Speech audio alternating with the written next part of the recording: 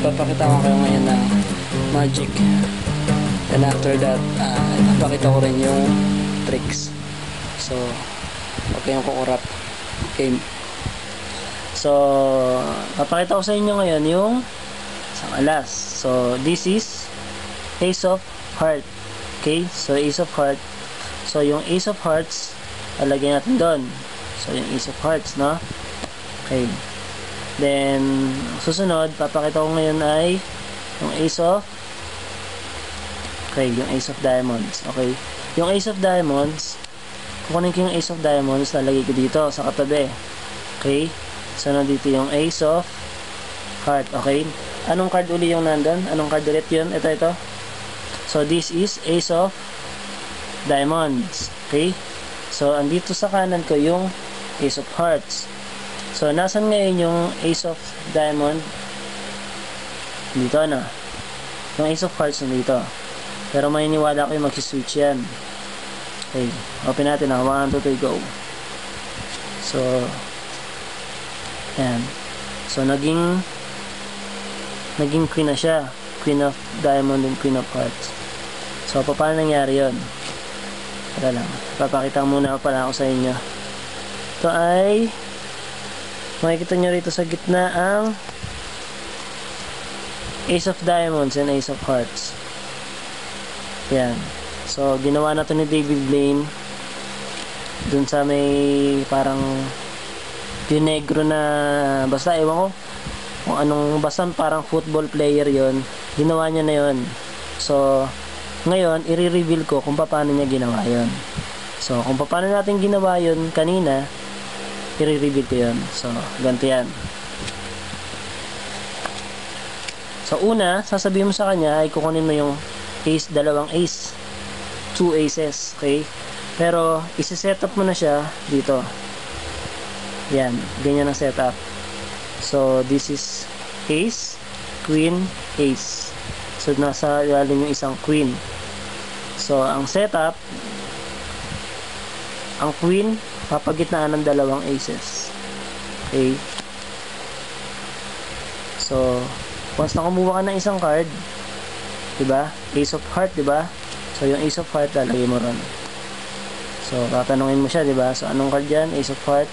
Then, pakita mo, Ace of Heart. So, ito yung tricks. Kukunin mo yung pangalawa. This is Ace of Diamond. Paano siya naging Ace of Diamond? Kasi, meron tayong tinatawag na double leaf. Ito ang double leaf na tinatawag. So, ang double leaf, ito ang single leaf. Yan. Yung isahang pagkuha. Pero ang double leaf, magsaset ka na sa ilalim ng dalawang card. So, this, sa angulo na to, hindi mo siya makikita. Pero sa angulo na to, makikita mo. So, nakaset na ang dalawang card doon, kukunin mo na lang. So, double leaf. So, this is Ace of Diamond.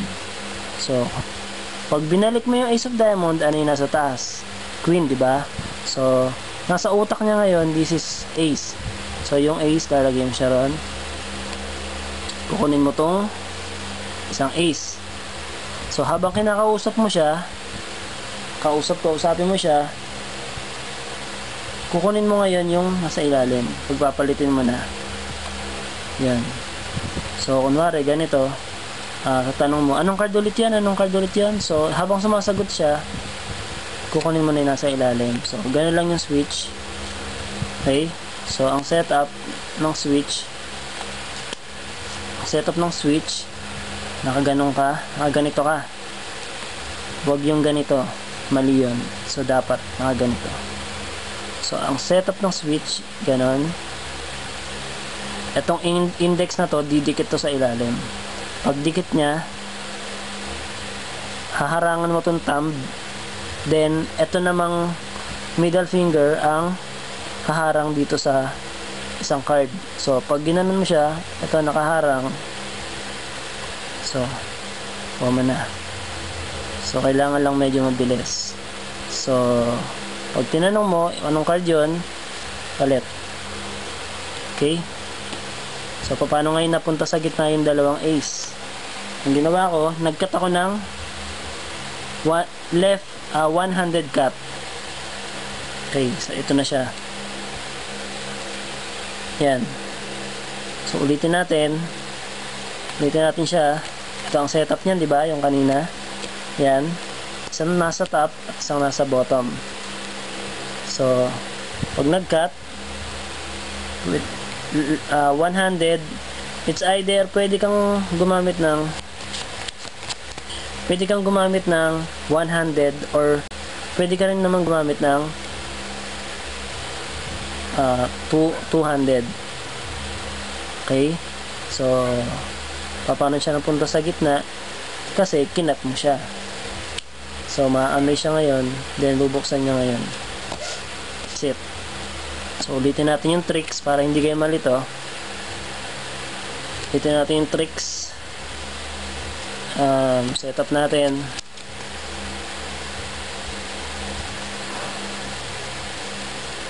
Saan yun? Ayun. So setup. Ganon. Yan. Setup. Yan ang setup. Queen. Sa likod naman ace, queen, ace. So this is the magic. Ace of heart. Lagay doon. Then the second one is double leaf. Ace of diamond. So ace of diamonds. Lagay doon. Kunin ko yung ace of heart. So tatanungin mo anong card ulit yun. So this is ace of diamond. So this is ace of heart. So switch. Then dito na siya. Okay. So kahit anong card, pwedeng gawin niya magic na yan. Okay. Thank you for watching. Marami pa kayong mapapanood na iba't ibang tricks i-expose natin. So stay tuned lang to Joe Magiqueros tricks session, magic session. Bye bye.